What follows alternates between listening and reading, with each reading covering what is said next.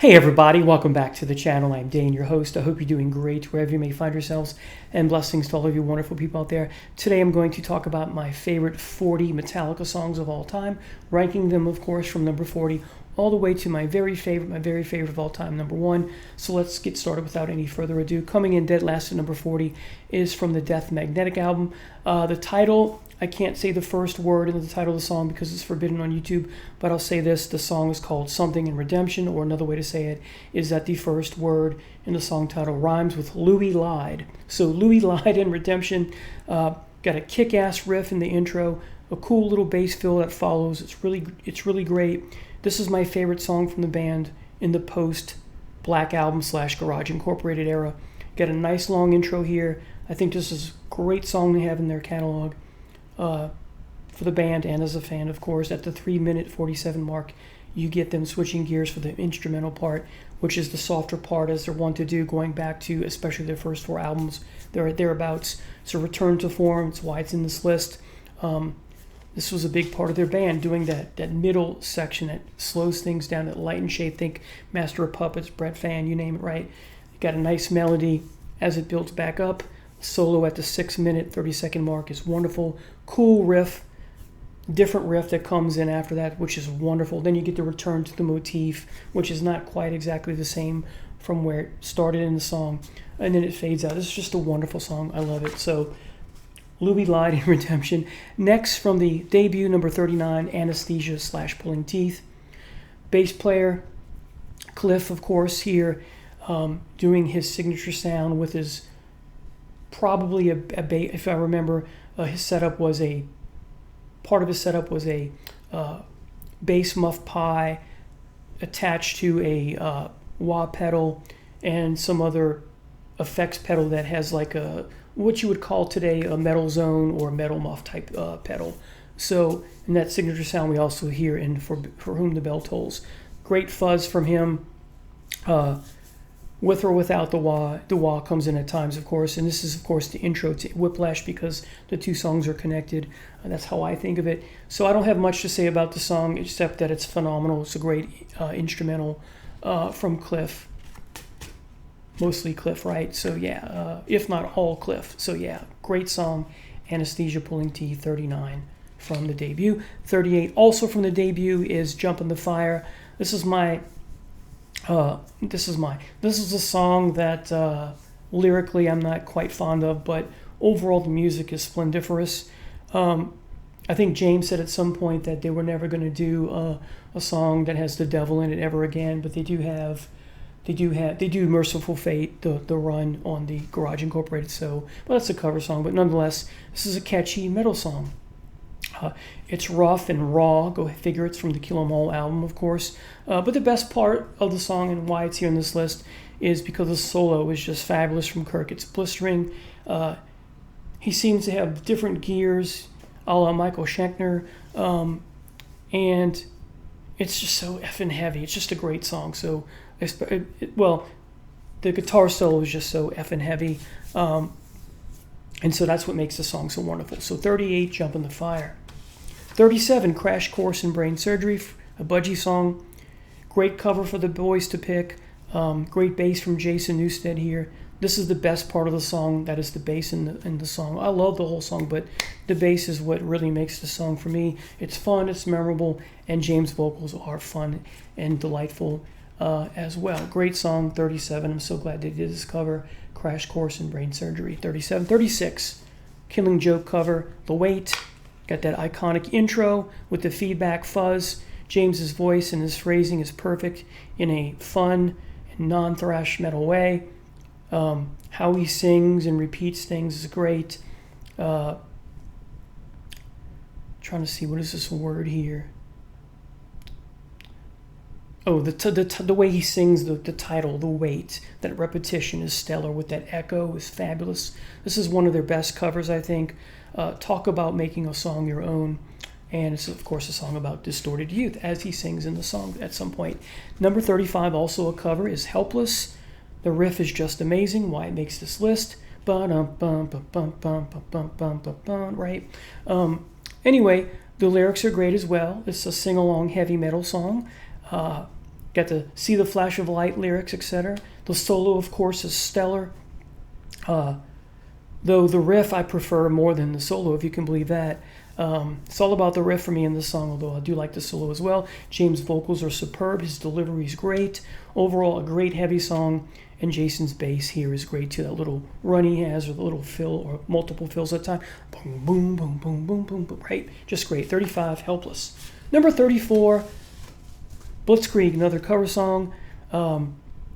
Quick anecdote here. I remember how excited I was when I found the Creeping Death EP with just the 3 songs. Creeping Death from Ride the Lightning, and then Blitzkrieg on it, the last track, and of course Am I Evil.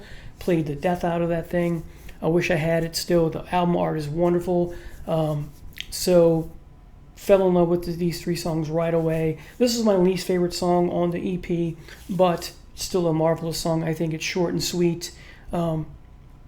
It's short, it's fast-paced. Of course, it's a wave of British heavy metal song, a cover. Phenomenal riff here. James' voice is perfect. Still full of angst, still angst-ridden, thrashy, etc. He's got that young voice that I know and love so much. And Kirk's solo has a Michael Schenker feel to it, at least to me it does. There's a sense of foreboding in parts of the song. And the riffs from Kirk are just dynamite, and of course James as well. The main riff is mind-blowing. You get the wind down with that atonal stuff at the end, and then the belch, I think, from Lars, or James rather. And Lars is the one who goes, "You effed up, man," something like that in one part or something like that, which kind of adds the funness to the song, or makes it memorable in some way. It's that iconic moment in the song. So Blitzkrieg, 34. 33, another cover song. It's Electric, a Diamond Head, new wave of British heavy metal song. Song about being a rock and roll star, right? Guitar riff is just dynamite. If James was less about the yas and the woes, it'd be lower in the list. That kind of gets in the way of the song a bit. Still a great song. The solo from Kirk is the best part, go figure. It's indeed electric, pun intended. You get the slow part after, and then the build-up, of course, and then the cool flourish ending. So yes, it's electric, number 33. Number 32 is Astronomy, the Blue Oyster Cult cover, another cover song. I love both of these versions. I love the Metallica version. I love the Blue Oyster Cult version. The Blue Oyster Cult version is the definitive version for me on Secret Treaties and Imaginos. I like the Secret Treaties version better. Talk about an album that runs great from start to finish. Secret Treaties, that is. But both versions, whether Metallica or Blue Oyster Cult, they both are chilling. They move me in some way. They're emotive. They're chilling. They're haunting. They're mesmerizing. Loosely based in the Cthulhu/Lovecraft mythos, of course. Desdemona, not Desdemona, that's Shakespeare. Desdenova, the character that James sings about, he sings, call me Desdenova, eternal light, etc., is the protagonist here. But again, I get goosebumps every time. Again, a Lovecraft influence type song. Also about the birth of a star. We learn towards the end of the song, very similar to 2010 A Space Odyssey by Arthur C. Clarke. Jason's bass is phenomenal here. James's "hey" towards the end is just crushing. He repeats, that's wonderful. Overall delivery, I just love. The slow parts are exquisite, nicely done. The first solo from Kirk, it's got a lot of feeling here. And of course the slow part, when James belts in, as I said, call me Desdenova, eternal light, and then you get that build-up. Things have slowed down, but then you get that build-up with that moody, bluesy guitar from, look at those hairs standing on it, from Kirk. And you get James singing "A Star," right? The background vocals, I think, are still James overdubbed. And then the guitar that's going on with all of this is just fabulous as you get, "A Star." Kirk is like low in the mix, shredding his ass off. We've got this little mini solo towards the end, and it fades out, and it leaves me wanting more. And I'm like, Kirk, I want more. So it's just what a powerful song. So Astronomy, 32. 31 is The Prince, another cover, new wave of British heavy metal song. This song is heavy as all F. The intro especially, it's fast too. Jason's bass is amazing. You have that melodic part towards the end, which is just nice. It's brief, but it's nice.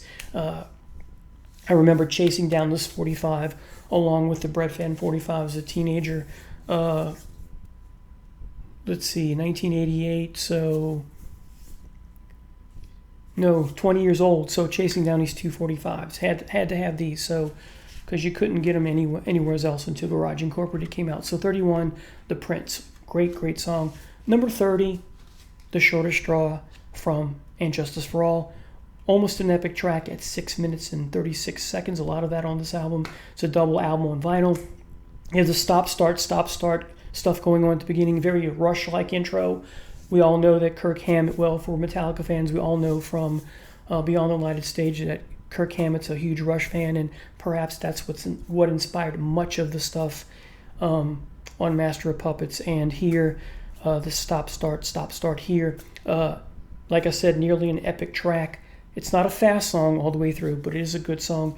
James's delivery is top-notch on vocals. That angst that permeates the whole album is wonderful on this album. Kirk's non-traditional playing is cool. It's kind of a motif here in the song. The solo is great too. That's traditional from Kirk. It's the Metallica I know and love. And of course, the way that James sings these one-word lines are great. I've lost the lyrics in my head, but that's what makes part of the song. And then later on, towards the end, he sings, "You're being ostracized," and all kinds of things. So cool lyrics, great song, The Shortest Straw. The drums of Lars is quite cool. That wonderful stop, start, and just the overall delivery. Next, keeping in tune with the same album, Frayed Ends of Sanity, coming in at 29. 7 minutes and 44 seconds, so pretty much an epic track. You have the oh, and then the riff kicks in, which is great. The oh thing makes me think of the orcs from Lord of the Rings, the cartoon, Ralph Bakshi, when they're singing where there's a whip, there's a way kind of thing. Maybe it's from that, I'm not sure. So it makes me think of orcs marching off to war. Or just marching off to war to begin with in general. Just the riff is just kick-ass. The delivery is great. The lyrics are phenomenal. 3 minutes and 34 seconds in, you get the instrumental section. Go figure, it's Metallica, that formula they have with so much that melody, right? The riff at the 4-minute mark is amazing. 4 minutes and 20 seconds in, you have a wonderful solo. The whammy bar from Kirk, it's inspired. This was when Kirk was king, folks. 6-minute return to the main riff and vocals. And of course you have James belting out, "Feel the undertow inside me, myself is after me, Frayed Ends of Sanity, hear them calling me," and you have them laugh, which is really cool. Yeah, what a great song. You have that mini instrumental at the end, which is really great too. It's great. So Frayed Ends of Sanity, great song, 29. 28 is Blackened, same album. 6:41 is the length, near epic as well. Told you. Song about nuclear war. Go figure, it's the order of the day when it comes to thrash metal in the 80s. The fade-in is powerful as it gets louder and louder. It gives me chills every time. The riff, the guitar riff is great. And the drums, the low bass, pretty great. And then you have a shift in the riff, a change in the riff when James chimes in with the vocals. He's singing Nevermore at times, perhaps Poe-inspired, who knows. Then at the 2:35 mark, you get a shift with a riff, a vocal phrasing. Here's the one word I misspoke when I was talking about Frayed Ends of Sanity, or rather The Shortest Straw with the one-word lyrics per line. It's in this song, Blackened, excuse me, maybe a little bit in the other song, but here you have him singing things like opposition, contradiction. So that's really cool. I like that. Blistered Earth, and then he moves to two words, and then See Your Mother Put to Death, See Your Mother Die, and you get the wonderful solo that kicks in. The great stuff from Kirk, the old Metallica I know and love. Slow downs, the song slow downs a bit here. It's brief though. Then you have the second solo come in. Then the motif on guitar mimics the vocals, which is so powerful to do. Then you have more soloing, and then the riff comes in again, the main riff. And then some of the lyrics about the outcome of hypocrisy and whatnot. What a great song. Blackened, number 28. Number 27, The Struggle Within from the Black Album, or as we know, Metallica. have that military-style drum march with guitar coming in. Then that feedback is wonderful. The riff is just so effing great here. And when James sings, what the hell, twice, and what do you think you're going to find? It's just great. Hypocrite. Something about the boring mind, right? It's just great. The guitar lick, da-da-da-da-da-da-da-da. Phrasing from James and the pace of the instruments all mesh together so well. Kirk's bare-bones guitars at first are deceptive because it seems like he's playing a little bit more simpler, less complex than normal, but boy, does he fool us, because when that solo comes in, it's just complex all over the place and dynamite. And James has his wonderful go, and then heavy pounding, heaviest song on the album. Of course, they leave it the best for last in many respects. 27, The Struggle Within. Number 26, same album, The God That Failed. Oh my God, that opening bass from Jason is phenomenal. I remember blasting this in my car when I had my Camaro, any chance that I got. Back in the day when we were so young that we thought it was cool for other people to hear what we were playing in our car. Now I find that deplorable. No one else wants to hear what you're playing, kind of thing. But anyway, a little anecdote there. Bass intro from Jason, as I said, it's great. The guitars and drums kicking in after that. Songs about Christian Science. If I remember, James' parents were Christian scientists, and this is a criticism of that faith. I don't know much about it, so I'm not going to criticize it whatsoever, but the song is about criticizing that for some reason. Slow tempo song. James sings with feeling, conviction, if you will, perhaps, because this is him criticizing his parents' faith as he was a kid. The chorus is great. Solo works so well. Kirk's a treasure here. The song is just, I think the song is just dynamite. The Kirk is wonderful here as well as the whole band is. So 26, The God That Failed. Number 25, Ride the Lightning. If this song was produced a little rawer, if that's a word, and a bit faster, it would fit on the debut album perfectly. Got a killer intro here. Great lyrics. Who made you God to say I'll take my life from you? Very controversial topic about the death penalty, right? The riff is fabulous. James' delivery as well. The shift at the 2-minute mark, please God help me, to try and take it all away is very similar to what the band is trying to do with respect to sympathizing with the protagonist, but putting ourselves in their shoes. Very similar sort of to Iron Maiden's not 22 Acacia Avenue, Hallowed Be Thy Name.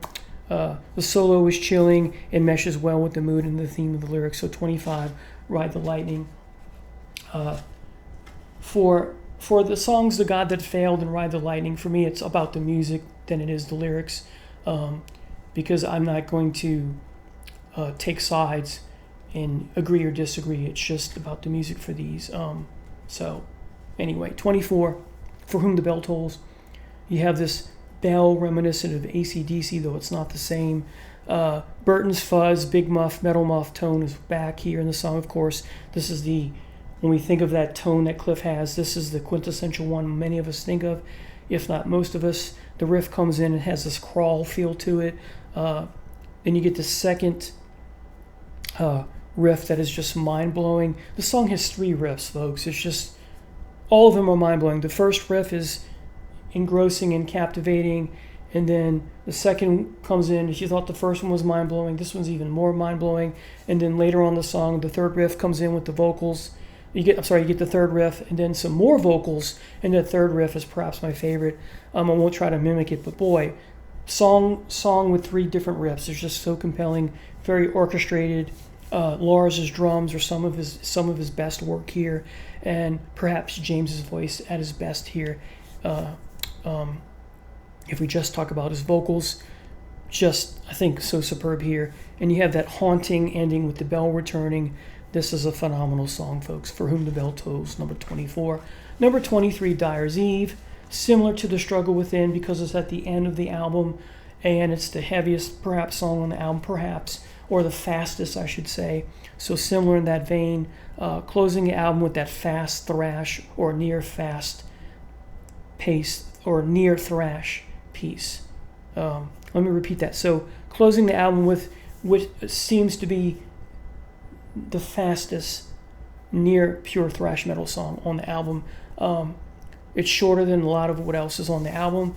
You don't have a lot of different movements, if you will, as most of the songs are wont to do. You have this mid-tempo intro, then you have the Dear Mother, Dear Father, very fast. James is singing fast and furious. He has to sing fast to keep up with the music, of course. This song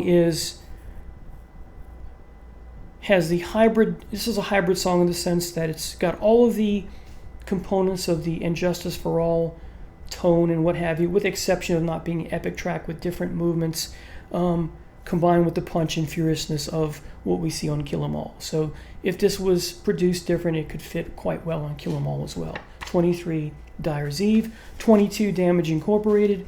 Like the previous song and Whiplash, which I'll talk about later, you have this closing aside, whether A or B, with the song being a close to or all-out pure thrash metal song, fast and furious. This song does have kind of a melodic intro, but it's brief, sort of. Then you have that build-up to the intensity, and it's very similar to Battery and Fight Fire with Fire with respect to the light and shade that's going on. Great pummeling song mostly. Lars is Dynamite here. Cool lyrics as a mosh pit song, of course.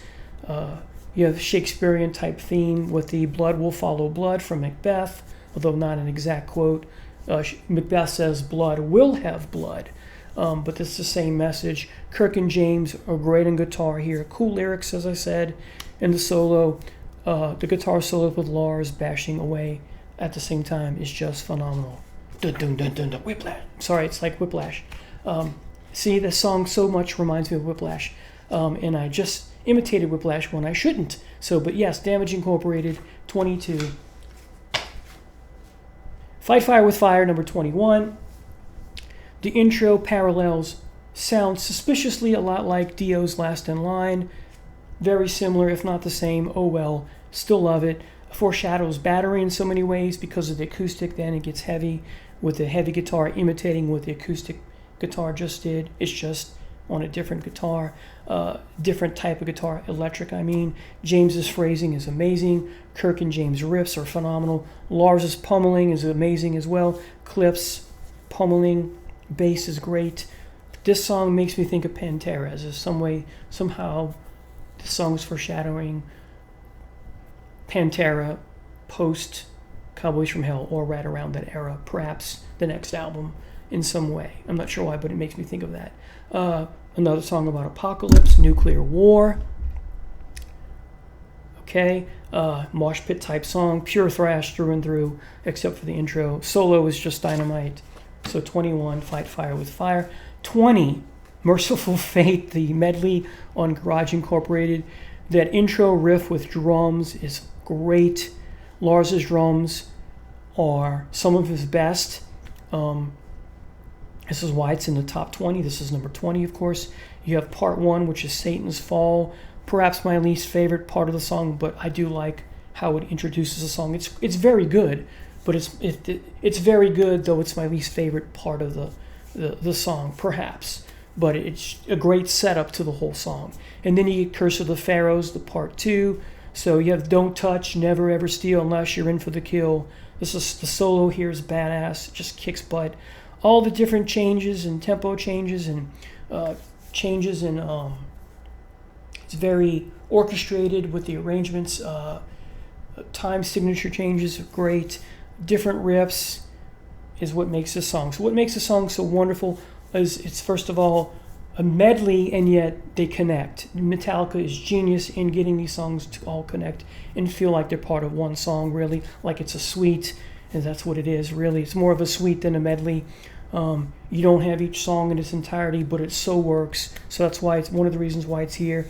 Again, you have all these different changes, tempo changes, time signature changes, So many different riffs, so many things going on, so many textures is what makes this song phenomenal. And it's all heavy. It's heavy as all F, right? Part 3, Corpse Without Soul. James's best part here vocally, I think. Then you get the slow melody at the 5-minute 30-second mark on guitar. And then James sings Howl Like a Wolf and Like a Witch. And then introducing us to part 4, which is Enter My Coven. One of the best parts, if not my favorite part of the album, of the song. At the 7-minute, 14-minute mark, you get a shift in the guitar, and then part 5 is the evil song, or the section, the part of the song that is from the evil song from the album. And you have, of course, James singing "I Was Born in the Cemetery," joining the Legion of Hell and all that. "I'm King of Pain" and all that. The drums from Lars is. The pummeling is exquisite. The solo is great. This song is this part of the song works so well with Kirk's run on guitar here. He has 2 solos in this section. The last 40 seconds of the song blows me away every time, with Kirk and Lars stealing the show, playing so fast and furious. Yeah, this is the best part of the song, Evil. And then Into My Coven, perhaps my second favorite part. So yeah, Merciful Fate number 20 is Dynamite. Number 19 is Orion from Master of Puppets. Epic track, instrumental, 8 minutes and 27 seconds. The intro and the outro are the same, so the song comes full circle. You have Cliff's signature bass growl coming in, that kind of very grungy sounding, right? It's wonderful. Goosebumps. It fades in, is just a delight. It's very surreal, even how it fades out at the end. Lars is on fire here through and through. The whole band is. The song was layered wonderfully, all instruments, progressive instrumental metal here. The tempo changes and shifts, different from Merciful Fate, of course, but Dynamite as well. The main riff is Dynamite. And then you have, from that at one point, Kirk goes off to do his little variation from that. It's great. Cliff's tone again is just wonderful. I wish there was more of this in the catalog. The first solo is chilling. It's slow and great. Then approaching the 4-minute mark, the bass, which is introducing that shift. You have the slow boom, boom, boom, boom, boom, boom, boom, boom, boom, boom, boom. Then that mesmerizing section with some bass fills underneath at times. And then you have the second solo from Kirk, which is Dynamite. Overall, this is a surreal song. You have the build-up back to the motif after that second solo. Then you have kick-ass third solo, instrumental section from the whole band, except James isn't singing, of course, which reminds me so much of Rush's middle section, the second part of the Necromancer, Uncaress the Seal. It's essentially a mini jam from the band. And again, Kirk Hammett being a big Rush fan, I think, I can't prove it, but I think this was inspired from that. So effing heavy. This is the best part of the song for me. The whole song was great though. Then the motif comes back with that gallop, and it slowly fades out. This song is just pure genius. 19, Orion. Number 18, Injustice for All. Full-blown epic here, 9 minutes and 47 seconds.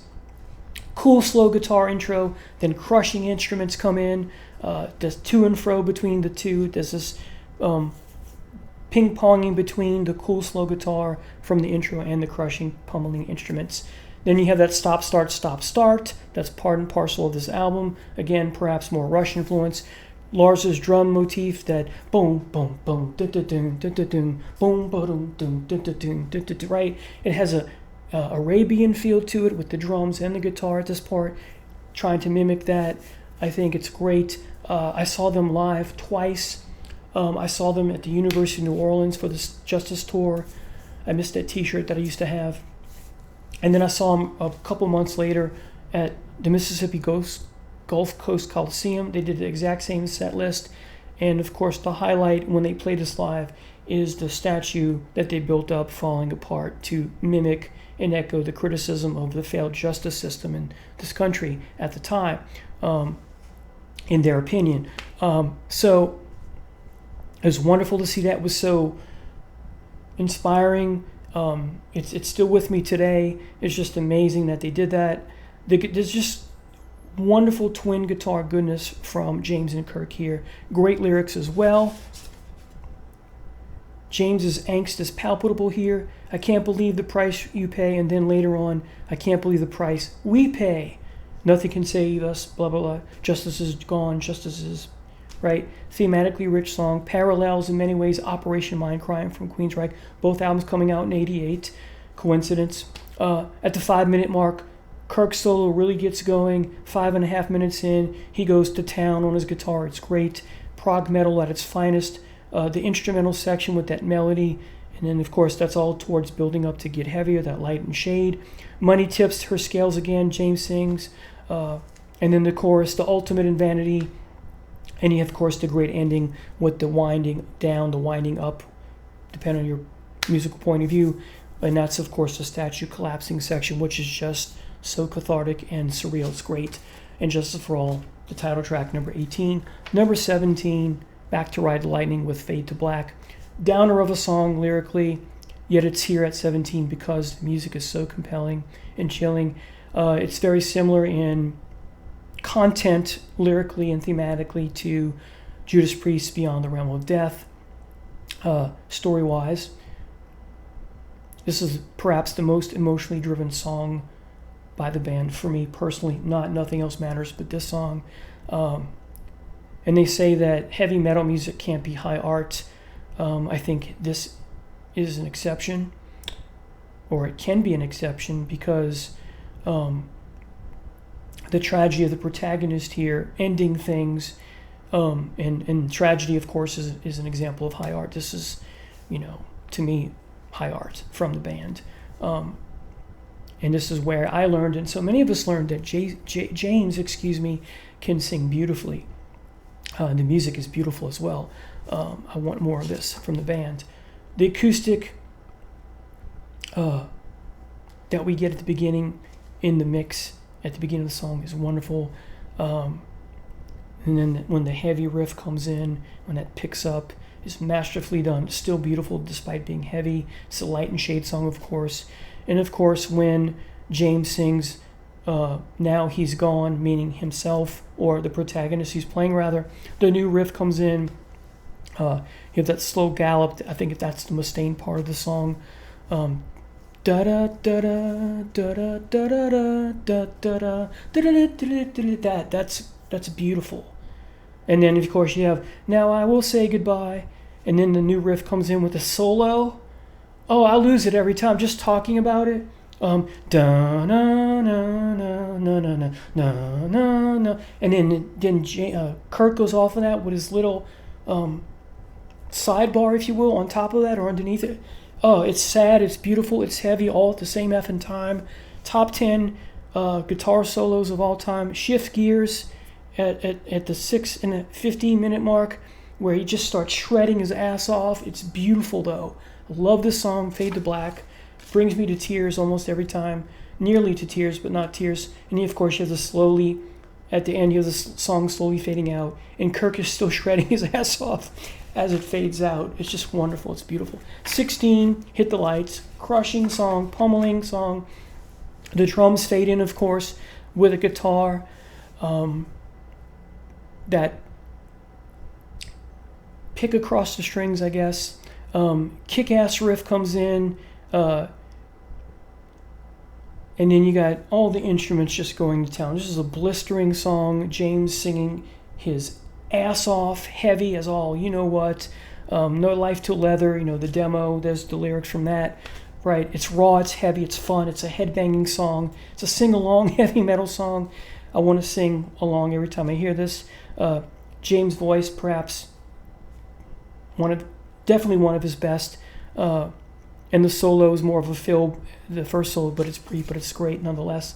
The second solo also brief. Kirk is teasing us here, because then at the 2-minute mark, or rather at the 3-minute mark, we get a full-blown solo from Kirk, which just blows me away every time with each listen. At the 3-minute 45-second mark, Kirk goes up a notch here, and at the 4-minute mark, it unwinds, and it's just fabulous. So Hit the Lights.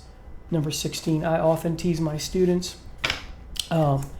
if we're watching something on the overhead and we have the lights off, and I'll ask one of my students, could you pull a Metallica and hit the lights for me, please? Anyway, number 15 is Disposable Heroes.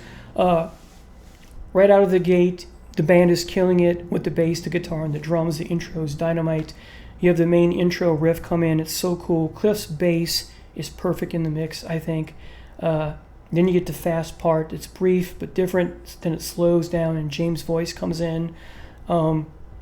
It's an anti-war song, of course, criticism of how veterans are treated. It's very similar in theme to War Pigs thematically. And you get that shift to you have the shift in the song when we get to James singing, "Why am I dying? Hell is here." And then the guitar solo comes in. It's great, heavy yet melodic. You have the to and fro between the two, the heaviness and the melodicness of the song. It gets fast again, but brief. Then the lyrics are back with, "Looking back, I realize nothing have I done." The pre-chorus, "Soldier Boy made of clay." Then the chorus, "Back to the front," right?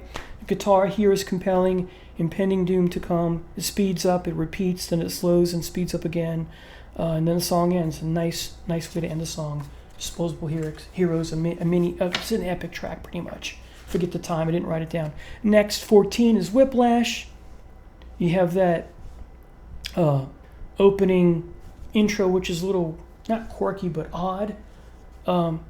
Anyway, then you have the tribal-like drums that really gets the song going, and then the guitar comes in, which is great. It's heavy, and the heavy riff is dynamite. It's fast, it's furious. Kirk has like 3 or 4 different gears here on guitar. The whole band does, really. It's a mosh pit song, of course. A song about life on the road. We kick ass on stage. We are who we are. We're Metallica, right?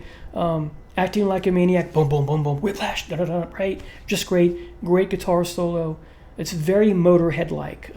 Double bass, total headbanging song. I think it's very Motorhead-like, inspired by Motorhead, perhaps. I miss this type of voice from James. And I love the way the song ends with James going, "Aha!" All right, Whiplash, number 14. Number 13, Welcome Home, in parentheses, Sanitarium, Master of Puppets album. Another song that ties to the album cover, anti-war song, of course, or veterans. Quick anecdote here. The first time I heard this song is still with me. This is the first song I ever heard from this album. I had not realized when this album came out that they had put it out. So I made 2 new friends around this time. They were 2 friends of a good friend of mine, my best friend at the time. And so they're picking me up to go to the mall. And I'm sitting in the back. And I look to my right and I look to my left. And there's these big stereo speakers that they hooked up to the car stereo. I get in and I'm like, "Who is that?" He's like, "Dude, that's Metallica's new song." That doesn't sound like James, because James is singing beautifully, like in Fade to Black, but I didn't recognize him for some reason, and I was like hooked right away. So I'm like, "Who's this?" "James." I'm like, "This is Metallica? Wow." So yeah, this song has all the makings of a great Metallica song. It's not a heavy song. It's a light and shade song. Lyrics are great. The vocals are great. The guitar is great. James singing, as I said, very beautifully. And thematically rich. Great song, Welcome Home. Guitar solo is fabulous. All right, 12, Battery. Of course, Master of Puppets album. This song is to Master of Puppets what Fire is to Ride the Lightning, because you have the acoustic intro and then it gets heavy, right? That build up, light and shade. That acoustic intro is amazing here. Dun dun dun dun dun dun dun dun dun dun dun dun, and then it kicks in, right? And the electric guitar is just echoing the same thing that the acoustic is. The exact same notes, very similar to what Sweet does in Love Is Like Oxygen. It goes from that acoustic and then electric to compound the heaviness. It's very classical sounding as well. It's beautifully done. When it shifts to that electric part, it just blows me away every time, even though I know it's coming. The thrash riff here is amazing. The arrangement is what makes this song great. The instrumental in the middle, wonderful kick-ass shredding from Kirk and Lars and Cliff pounding away at their instruments as well. This is the key to Metallica's success, folks. This light and shade stuff, this amazing shredding, this amazing, when they get melodic at other times in other songs, having that instrumental piece right in the middle. And of course you have the song ending, just the ba-da-dun-dun-dun-dun, again, that coming back, right? What a phenomenal song. Battery, number 12. Number 11, Bread Fan, Budgie cover, so heavy, it's got to be here. Like this version better than Budgie's. Cool intro. James's phrasing and pacing and time with the music has to be to keep up, right? Singing real fast is so damn cool. This is a fun song to sing to. Solo was great. Like Metallica is wont to do at this part in their career, they have that middle section where everything slows down. Again, making things light and shade. More on that later. And of course, the key reason to do light and shade in so many ways is to, when the heavy parts come back, it makes it appear even more heavier. So Bread Fan, that classical middle part, acoustic, melodic. It's just beautiful. Light and shade, as I said, is so spectacular. And then go back to the heavy motif after that. The song is divided into 3 parts. You have the heavy section, the middle section where it's more melodic and soft and slowed down and beautifully done, and then it returns back to the heaviness, as it should. And of course it ends with, Mommy, where's Fluffy? And I just learned the other day that Metallica recorded Bread Fan and The Prince back to back, and Mommy, Where's Fluffy was supposed to begin The Prince, but they screwed up, and so they left it as it is. They wouldn't want to retake and redo it. It would have been too much to do. And so for the longest time, people are trying to interpret, what does this mean at the end of Bread Fan? Well, Mom sold the dog because she needed the money. Bread Fan, fan of bread, money. But now it takes on a whole new meaning if it was meant to be for the Prince. Someone sacrificed Fluffy for the Prince of Darkness. So anyway, Bread Fan, number 11. Number 10 is One. Epic track, based on Dalton Trumbo's novel, Johnny Get Your Gun, an anti-war book. And of course, in the video, you have the movie clips from the adaptation from the book into the movie. You have beginning with gunfire. You have James singing, you have James saying, go, go, go, like he's, in Vietnam. You have the helicopter sound. Then you have the acoustic like ding, ding, ding, ding. It's just chilling every time I hear it. Hair stand on end, like right now. It's very compelling and sad. It's a light and shade song, of course. It's all beautifully arranged. Kirk's playing and the band's playing overall is just masterful. This is a masterpiece of a song, so cracking my top 10. James sings with such conviction, as if he was singing from experience. Of course, you have Now That the War Is Through With Me. Of course, that's ironic because the war is not done with the character here. You have a light solo at 3 minutes and 30 seconds.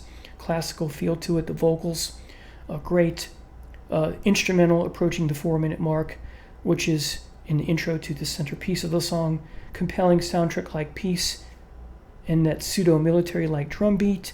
Darkness has Imprisoning Me, All That I Write. James sings. Landmine has taken my sight, taken my speech, taken my hearing, leaving my life in hell. And then the drums and the bass kick in, and then, or return, and then the solo from Kirk is killer. This is inspiring top 10 solos of all time. Definitely top 10 Metallica solos of all time. The rest is all instrumental from their point out. This is the denouement, or the falling action, the climax, if you will, with the drums and the guitar. And it just, Kirk is a genius here. Just great. Wish there's more of that now in the band. So 1, number 10. Number 9, Call of Cthulhu, alternate spelling. You have the wind at the beginning, very subtle, then it disappears. Slow guitar, electric guitar with an acoustic feel to it. It's mysterious. It has that mystery behind Doom-like, but not in the sense of what we now know to be doom metal, but it has a doom-like feel to it.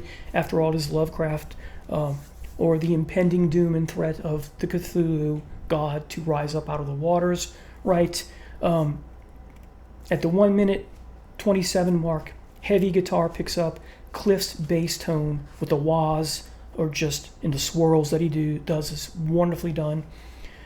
Kirk does these little mini solos low in the mix with Cliff along the way, also low in the mix, doing his thing, overdubs, I guess. This is a headphone song, folks, because you got to pick up on those nuances. At the 3 minute 20-second mark, you have that shift, doom approaching, but in a different way. The sound grows in intensity. Then at the 4 minute 4 second mark, you get the guitar wailing from Kirk and that solo that kicks in. This is beautifully done. It's fantastic. It's inspiring. Overall, the riffs are haunting and chilling. Again, that guitar solo is wonderful. I can't get enough of this. I have to listen to this at least once a month. This song does not get old for me. I'm exaggerating a bit, I guess. 6 minutes and 12 seconds in, we have another shift with those growls, and that's Cliff, I believe, in the primary riff coming back, and then the shift with the da da da da da da, and the wails come back with dun dun dun dun dun dun dun dun dun dun dun dun dun do do do do do do do do do do do. Hairs on end, folks. And when the twin guitars come in at the end, that very Iron Maiden-like that I'm trying to mimic there. And then it comes full circle with the return to the beginning, and the last 30 seconds are hard to describe. It's kind of this little flourish, and you hear the drums dun dun dun dun dun dun dun, and then it repeats, and then it ends. Just wow, goosebumps, folks. Number 9, Call of Cthulhu, or Cthulhu. Number 8, Seek and Destroy, one of the most catchiest thrash metal songs of all time. Riffs are superb. James is all right. It's great. Lars's drums are phenomenal. Sing-along lyrics, though a thrash metal song. Chorus is great. Ear candy of a song. Riff change at 3 minutes and 15 seconds is great to set up the blistering, amazing solo from Kirk. I love when Kirk shreds his ass off. Cool ending, great song. Seek and Destroy, number 8. Number 7, No Remorse. Perhaps inspired by Motorhead. Title and song-wise. Like the previous song, one of the most catchiest heavy metal songs of all time, perhaps because of the chorus. It's an earworm of the song. You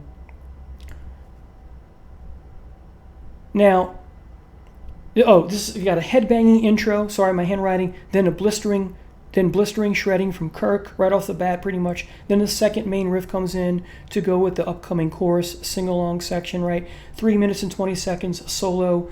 4 minute mark. The guitar sounds, though briefly that appear here, are like something from Iron Maiden's first 2 albums, but I can't put my finger on just what exactly. Then you get the chugging part is cool, or that is the chugging part, approximating the 5 minute mark. It speeds up, and then along with James's voice, you get James singing "No Remorse" stretched out near the end. This is a highlight of the career, folks. No Remorse. Number 6, Am I Evil? Slow marching off to war intro, drums. Impending tragedy or doom, the evil, right? Dun dun dun dun dun dun, and then the solo from Kirk, which he just, another top 10 solo from Kirk, or in heavy metal in general, or rock music in general. Great, perhaps. And then some cymbals there after the solo, and then the kick-ass riff comes in, dun dun dun dun dun dun dun dun dun, and then James at his best here vocally. The tempo change at 4 minutes 5 seconds is just killer, and then the solo at the 5.5 minute mark that ends and then returns with the main riff afterwards. That solo is just great. So Am I Evil, number 6. Number 5, Creeping Death, doom-like intro, kick-ass riff. You have this fast-paced with change in tempo that kicks ass in the song. James' voice is great here too. Heavy metal version, take on Exodus, Moses, Ramses II, of course the Angel of Death, Passover. The solo's damn cool, if I must say, melodic, foreshadowing the next album. Master of Puppets. The riffs are my favorite between the two. I prefer the riff over the solo, but the solo is great, but the riffs are just what make the song. And you have the Die by My Hand section, Across the Land. And then at the 5.5 minute mark, you have what sounds again like Iron Maiden sounding guitars, a mini solo run underneath, and then the main riff returns. And the feedback at the end is great. So Creeping Death. Kind of that flourish, right? Great. Number 4, Metal Militia. Fast and Furious song, pure thrash metal, headbanger, mosh pit type song. Second riff comes in, it's beautiful. Not beautiful in a melodic sense, it's just great. The solo is beyond amazing. Let me repeat that. The solo in the song is beyond amazing. Cliff's bass fills Hero, Dynamite. The third riff is even better. You have another short Iron Maiden type gallop here, and then the main riff and vocals come back. It ends with the troops marching off. You hear their footsteps marching, right, in perfect unison, and then you have little explosives going off, headphone song at the end, and then you have that one big bullet that you hear going, pew, marching, right. Great way to end the song. Closing out the album, Metal Militia number 4. What a great way to end a side. What a great way to end an album. Phantom Lord, number 3. Has this kind of weird intro with this warped sound, and then you have the drums and guitar slow, and then the kick-ass riff and feedback comes in, though brief. Then it's a headbanger and mosh pit song from there on out. The chorus is great. Hear the cry of those all down before, something like that. I don't know the lyrics all that well for some reason, but you have with his sword in hand to control the land. Great. James's flourish when he says land is just dynamite. And you have the pick across the strings from Kirk, which is great after that. The solo at the 2-minute mark is fabulous. The slow middle part going on here, foreshadowing the next song I'm going to talk about. Light and Shade song, Phantom Lord. Great middle instrumental part. Number 3, Phantom Lord. Oh, I have a couple more things to say. Of course, as Metallica's want to do, the great build-up from the middle section to the last third of the song, rather. The second solo was even better than the first. And of course, James ends with the screams, fall to your knees and bow to the Phantom Lord, right? Number 3. Number 2, Master of Puppets. Icon opening riff, top 10 most memorable perhaps of us Metallica fans, perhaps top 10 favorite riff of the band, perhaps for me. Arranged masterfully, yes, pun intended. Lars's drums here are perfect. James' voice too, Cliff's bass is perfect. Great lyrics, thematically rich. The middle section is beautiful. Again, that middle section where you have the light part, heavy, right formula that the band does. Kirk is a genius here. The melody is wonderful. Light and Shade, as I said. The guitar solo at the 6-minute mark, that late in the song, because it's an epic track pretty much. Then the killer riff is more genius. The last 30 seconds is great, and it ends with the laugh. Perhaps the devil, perhaps the addictive substance referenced in the song being personified, and then you have the whole band laughing. So, 2, Master of Puppets. Number 1, epic track pretty much, 7 minutes and 13 seconds, talking about the 4 horsemen. When I first heard the song, freshman in high school, just starting high school in 1983, I was totally blown away. I never heard anything like this before. At first I was like, James sounds like Klaus Meine of the Scorpions. He has a little touch there, but of course this is the only song that he kind of sounds like Klaus. This is my favorite song, obviously, since it's number 1 of all their songs. The riff is just, oh my god, like I said, it blows me away every time. It's heavy, it's so effing heavy. James' voice is my favorite here. Of course, more Bible verse stuff, Book of Revelations, though this time around we don't have war as one of the 4 horsemen. We have time taking its toll on you, the lines that mark your face, famine, etc., pestilence, and then death.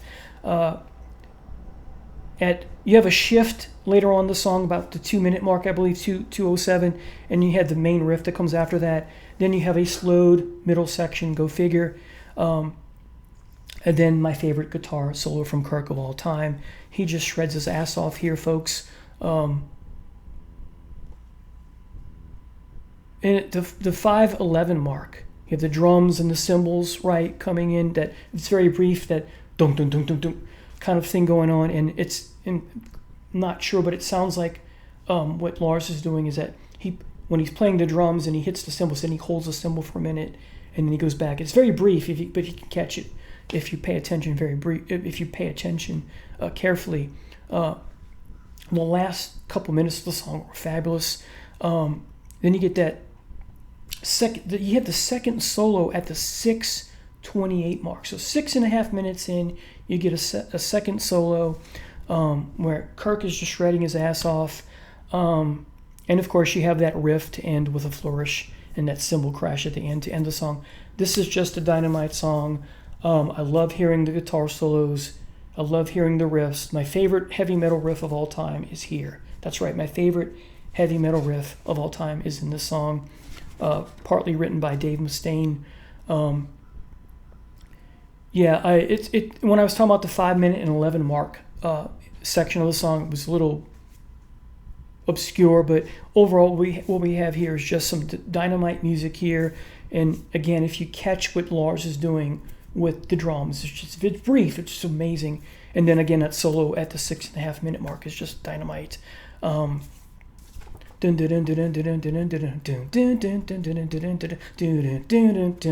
that's how the song ends. Great riff of all time, in my humble opinion. These are my 40 favorite Metallica songs. Thank you so much for watching, and I'll see you next time. God bless. Bye now.